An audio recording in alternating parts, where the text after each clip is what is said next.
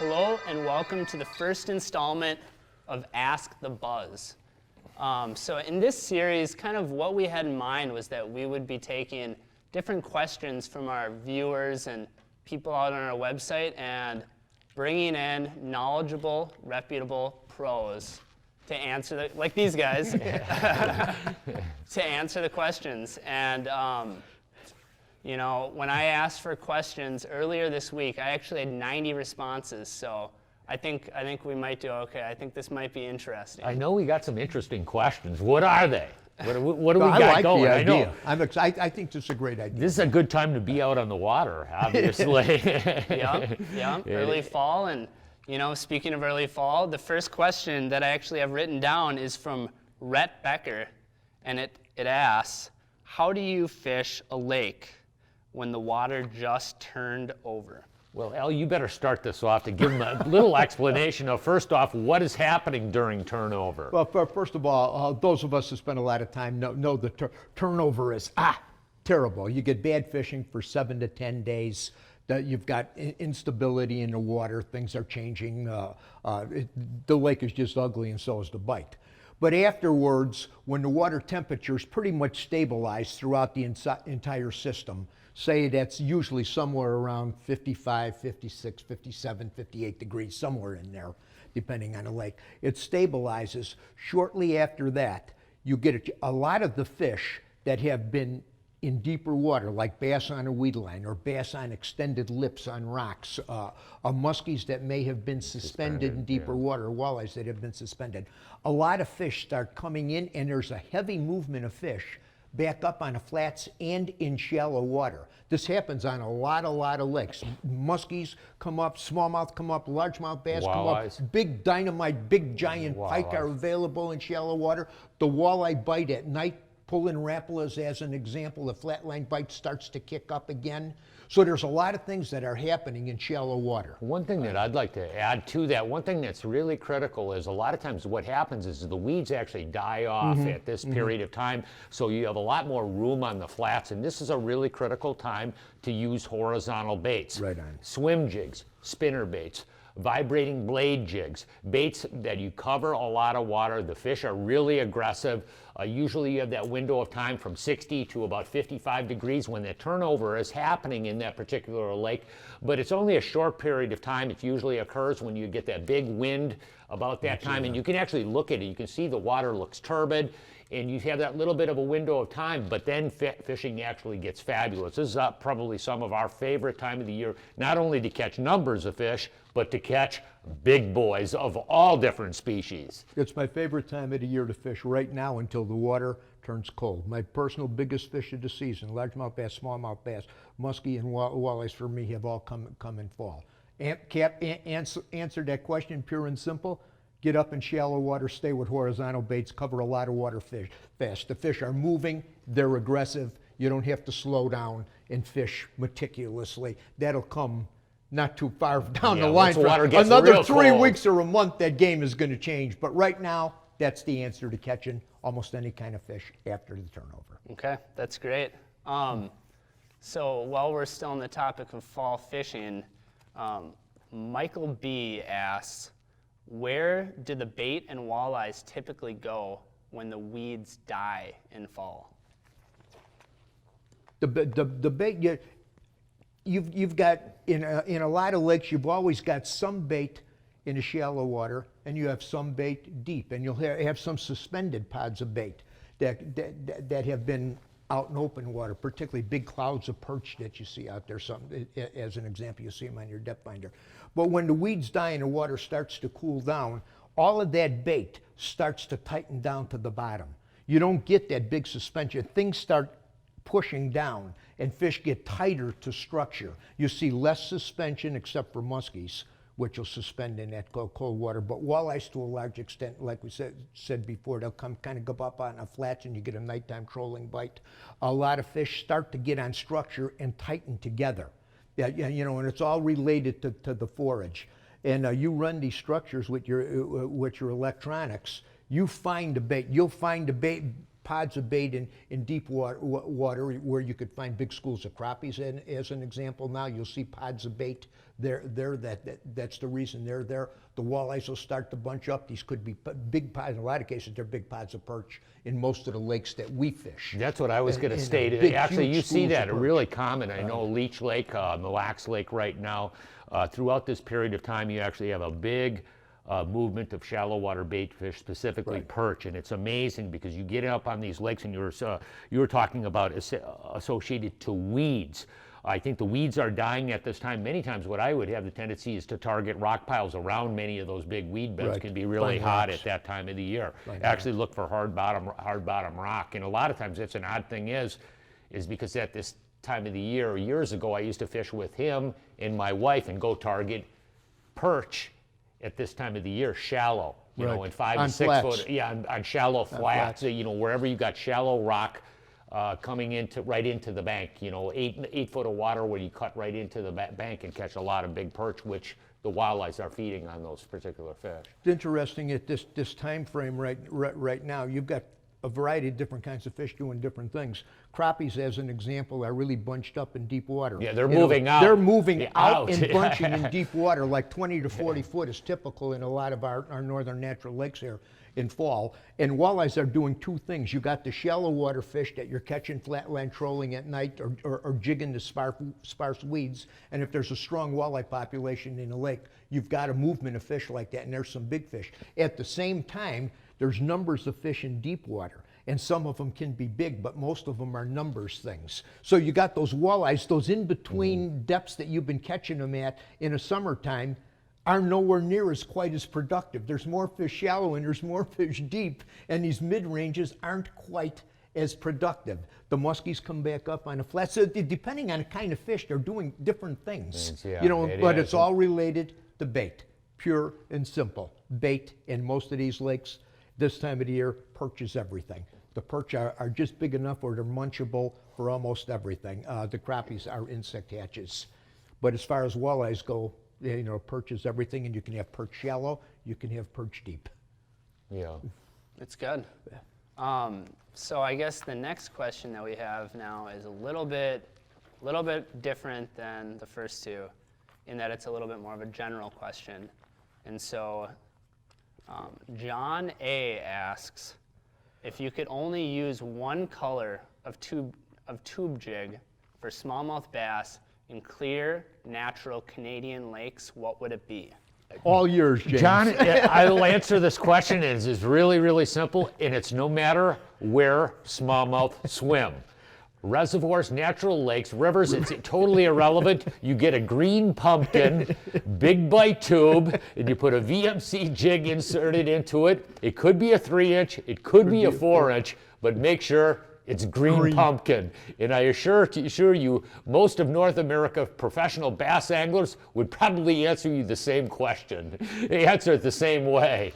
Green pumpkin, jig it, swim it, dead stick it on the bottom, it don't make any difference. That's about as simple as it gets. Yeah. I figured I'd give him a real layup. That was an easy one. I like those. They're not going to be normally that easy. But the important question, what color speckles? It's irrelevant, as long as it has a green pumpkin hue. If it's green pumpkin, I don't care what's inside there. I just thought I'd throw that one out there. Yeah, you do have the 400 different variations of some green people pumpkin. say that the speckle is very important. Yeah, as long as it first starts off green pumpkin on the first part of it, the second part of it is irrelevant. Right. Yeah. Okay, so another of a little bit of a different question. This one came in from Chris C, and he asked, I've always heard to match the color of your trailer to your jig/spinnerbait. Have you had any success mixing it up? I really like that question, and as a general rule, people have the tendency to go more naturalistic, and for good reason. You take, this is just a classic rollerhead jig and a big bite fighting frog, and look at the color gradient on it. It's a very naturalistic crawfish presentation. And the same thing with even a swim jig. Here we have a swim jig and I got a little boot tail, again, very comparable. The thing is, a lot of times I mix and match, and here's a variation. I just happened to pull this out of one of my tackle boxes after he showed me the questions, and I just went in and grabbed it. And this is an odd one because it's a white and a green. And actually, I do throw a lot and mix and match my color. I know we've spoke about this for years. What's the most important part of any one presentation? And it could be a jig, it could be a spinnerbait, it could be a crankbait. It's irrelevant.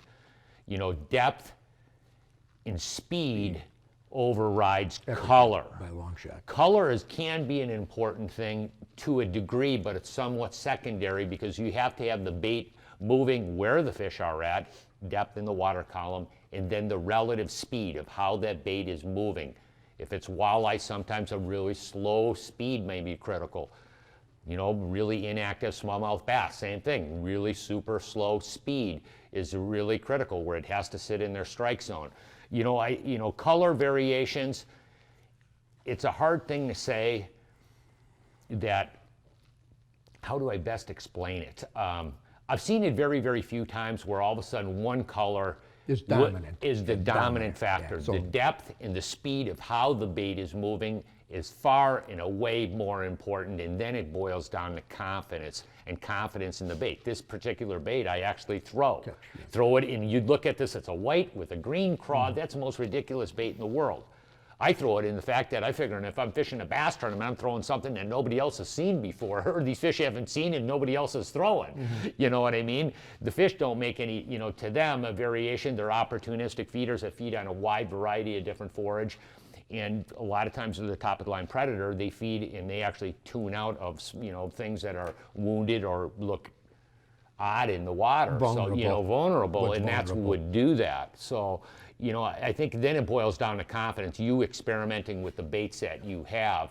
As soon as you garner and you start catching any number of fish on it, any whatever color, I'm in. I'm in. You know, I'm in. you look at a pink Senko and say, well, that's the dumbest thing in the world until you catch 3 or Lots 4 of fish smallmouth, on it. big And all of a sudden you smallmouth say, that's my new particularly. favorite Senko. Yeah, you know, so it's sort of relative, but that's the only thing. You know, color is sort of a real subjective idea. But then again, you say color is important. How about throwing a brilliant pink X-Wrap for smallmouth bass in spring? They love it.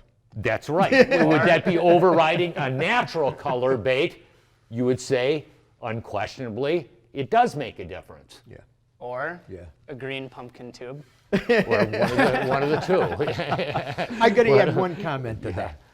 I'll generally start with a comfortable blend of colors that I think the jig and the trailer complements. He always itself. throws the same color, black and blue. Yeah, a lot in our lakes. I do it for largemouth bass. But I'll start with that, and if I get on say a weed line and I catch 4 fish in a 50-foot area, and I come back through it again and I don't catch anything, oftentimes I do have two colors rigged, and I'll go to a really offbeat color. And I've done it in tournaments and everything else, where you know other people are throwing a very similar color and used water, and sometimes a real mixed up color like this. Yeah, will you'll get a bit. couple more Because bites. those A fish couple become more somewhat bites, and you absolutely. will get a few more fish doing that. And is that because it's just something different?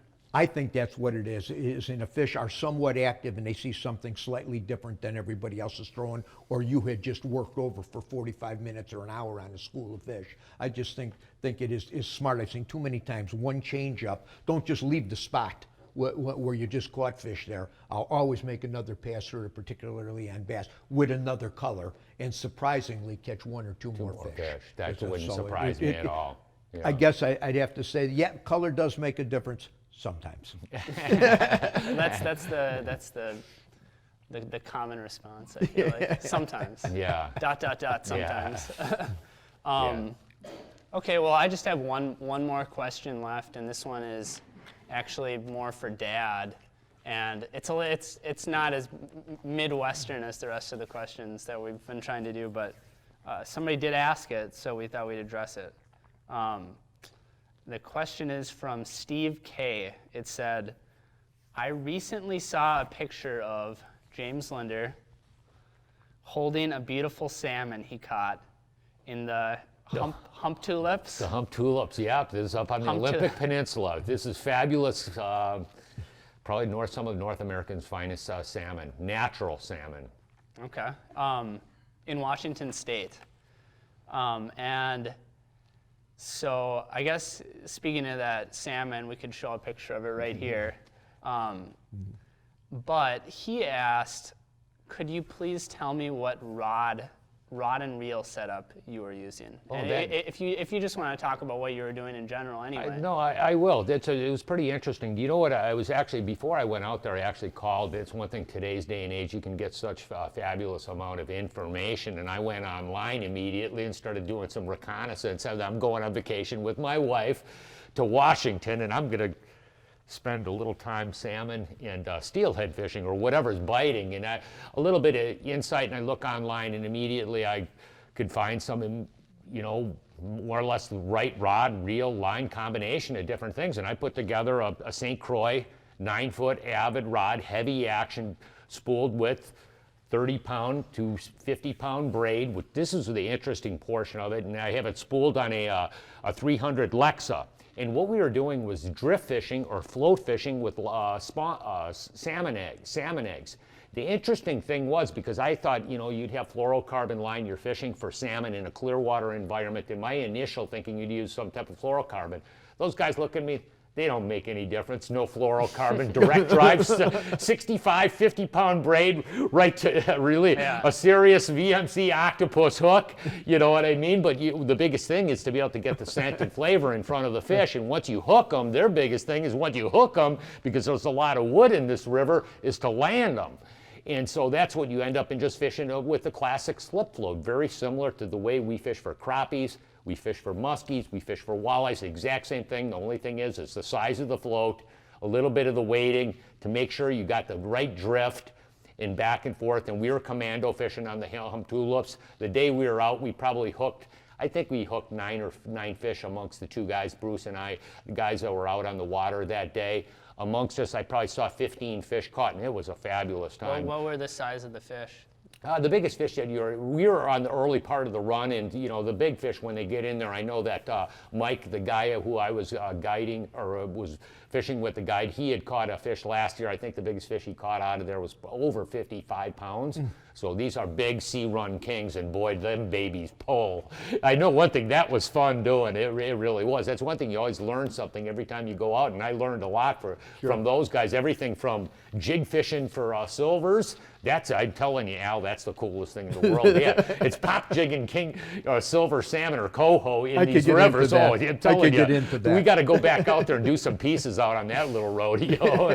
The big steelhead, that's another one. I'm in. Jeremy said the same thing. When are we going? So basically, to answer Steve's question, you were basically from the line to the rod reel, you're basically using a muskie setup.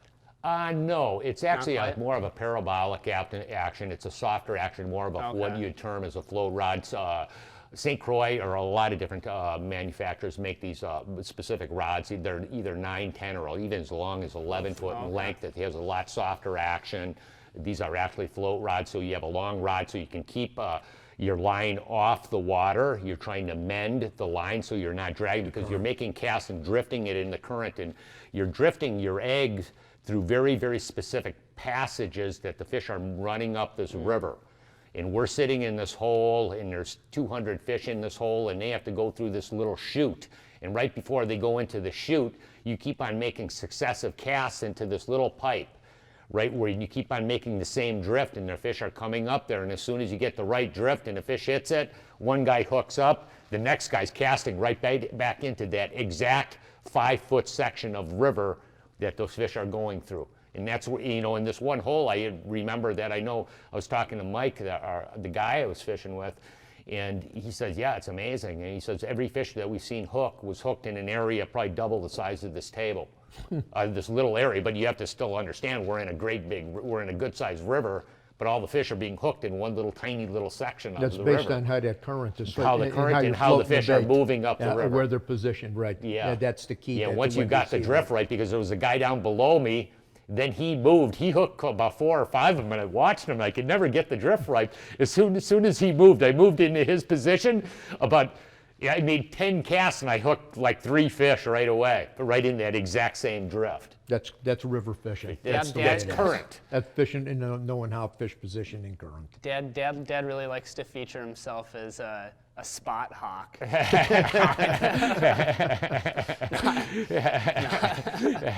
Well, so you know, I guess there you have it. Probably a little bit more than you bargained for when you asked the question, Steve. But so that's about it, I guess. I think we're planning on doing some more of these in the future here. You know, maybe another one next week, maybe another one, you know, later this week. We might do 2 this week. But anyway, if you have a question, you can head over to our Facebook and ask, or you could send us an email at media@anglingbuzz.com. So hope you enjoyed it, and see you next week.